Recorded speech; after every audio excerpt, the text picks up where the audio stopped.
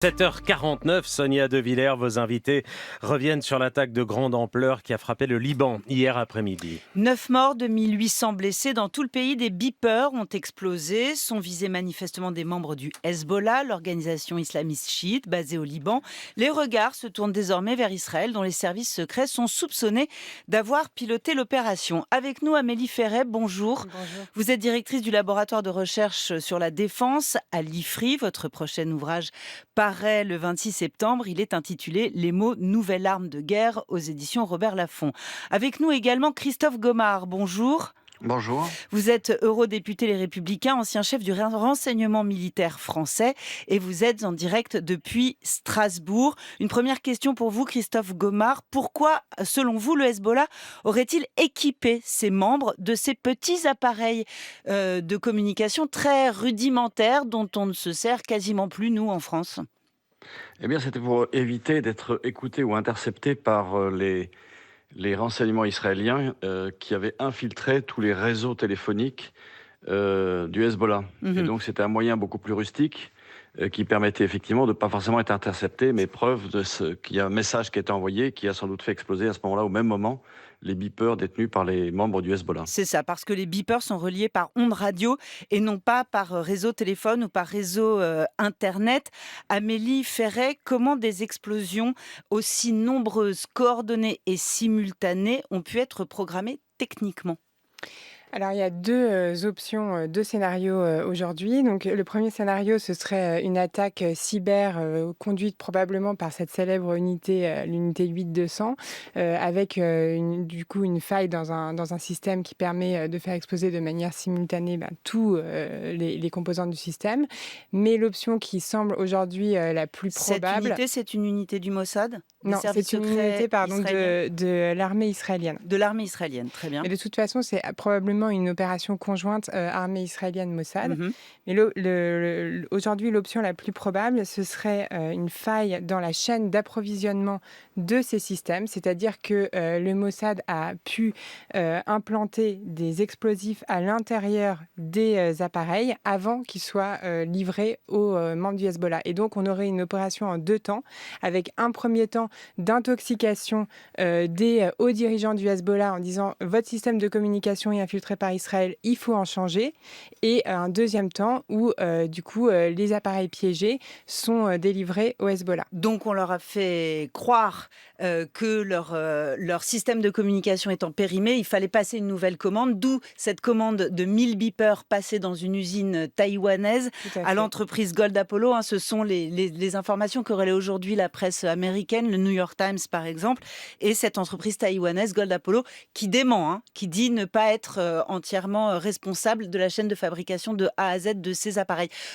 Pour vous, ça ne fait aucun doute que ça vient d'Israël, cette attaque ? Pour moi, il y a un faisceau d'indices concordants qui du coup laisse à penser que c'est Israël. Premièrement, dans le contexte régional aujourd'hui où il y a une guerre qui ne dit pas son nom entre Hezbollah et Israël. Deuxièmement, par le mode opératoire et la sophistication de cette attaque. Un mode opératoire qui par ailleurs avait déjà été utilisé contre un responsable du Hamas, Yahya Ayash, en 1996. Et, on avait fait exploser son téléphone portable. Exactement. Et là, c'était son neveu qui lui avait donné le téléphone en question. Et troisièmement, il y a eu un tweet d'un conseiller de Netanyahou, Topaz Louk, qui reconnaît implicitement l'implication d'Israël dans cette attaque, tweet qui depuis a été supprimé, et un membre de la Knesset a d'ailleurs demandé une requête judiciaire contre ce conseiller pour divulgation d'informations confidentielles. Christophe Gomard, la piste israélienne et le silence d'Israël sur cette opération, votre réaction ? Oui, Israël ne revendique jamais les attaques qu'il mène, quelles qu'elles soient d'ailleurs. Mais c'est vraisemblable que ce soit Israël pour faire retomber la pression avec le Hezbollah, qui pouvait éventuellement préparer une attaque. Israël actuellement mène toujours sa guerre à Gaza, et donc peut difficilement avoir deux fronts ouverts, l'un à Gaza et l'autre face au Hezbollah. Donc, est-ce qu'ils avaient une idée d'une éventuelle attaque menée par le Hezbollah, et donc cette attaque via les beepers en fait retarde d'autant une attaque éventuelle du Hezbollah au sud Liban face à Israël.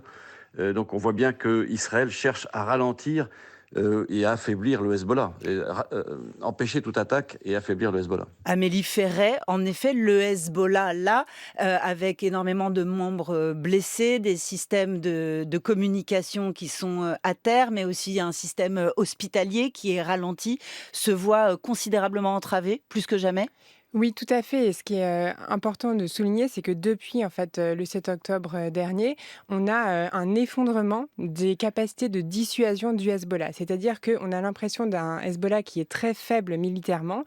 Donc l'arsenal avec les missiles de précision dont Nasrallah, donc le chef du Hezbollah, Assam Nasrallah. Exactement, se vante régulièrement.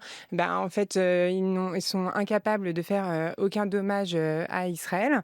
Et du coup, on est dans une situation où, au contraire, Israël arrive justement en menant soit des éliminations ciblées contre des responsables comme Fouad Choukr, qui a été tué à Beyrouth, soit en menant des frappes contre des dépôts de munitions, des sites de lancement de missiles ou des opérations comme celle-ci, en fait, arrive à complètement incapaciter le Hezbollah. Et donc, la question qui se pose aujourd'hui, c'est est-ce que pour Israël, c'est le moment de lancer une offensive terrestre de manière à justement enlever cette épée de Damoclès qu'est le Hezbollah pour la sécurité des Israéliens et notamment des populations qui vivent au nord d'Israël qui sont actuellement déplacées, ou est-ce que Israël pense que l'opération terrestre serait trop coûteuse parce que toute la zone de frontière a été fortifiée par le Hezbollah depuis le 2006 et donc se contente de mener des actions de ce type sans lancer cette offensive. Christophe Gomard, est-ce qu'on peut s'attendre à une escalade, à une réplique dans les semaines, dans les jours, voire dans les heures qui viennent ?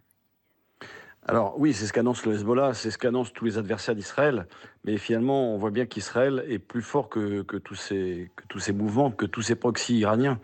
Alors oui, la montée en tension existe, puisque la preuve, l'utilisation des beepers explosifs, c'est une montée en tension. Peut-être pour Israël, pour faire retomber la pression vis-à-vis du Hezbollah et empêcher le Hezbollah d'attaquer, ou pour préparer eux-mêmes une attaque vers le Hezbollah. Mais ça, je n'y crois pas trop. Ce qui est certain, c'est qu'Israël veut faire revenir dans le nord les 60 000 Israéliens déplacés qui ont dû quitter leurs villages qui sont en bordure de la frontière sud du Liban. Et donc peut-être c'est l'occasion, en effet, le Hezbollah étant affaibli par cette attaque, c'est l'occasion pour faire revenir ces populations déplacées. Alors, Christophe Gomard l'a suggéré, la grande question, le grand inconnu là-dedans, c'est l'Iran. C'est-à-dire que, est-ce que l'Iran serait prêt à s'engager dans un conflit pour venir défendre le Hezbollah sous attaque d'Israël ? Amélie Ferret. Alors donc, il faut simplement donc rappeler que le Hezbollah est partie liée avec l'Iran et c'est une forme de bras armé de l'Iran qui donc du coup menace Israël. Et ce qui est important de souligner, c'est que si l'Iran n'est pas prêt à entrer dans une guerre ouverte avec Israël et les États-Unis pour l'assassinat, par exemple, de Ismaël Haniyeh, qui était un responsable du Hamas à Téhéran, par contre, le fait de perdre le Hezbollah au Liban, c'est quelque chose de tout à fait différent et je ne pense pas que l'Iran serait prêt justement à laisser le Hezbollah s'effondrer militairement. Donc l'Iran peut s'engager. Exactement. Dans ce conflit. Je vous remercie beaucoup, Amélie Ferret. Je vous remercie aussi, Christophe Gomard, de nous avoir rejoints depuis Strasbourg. Bonne journée. Et merci Sonia.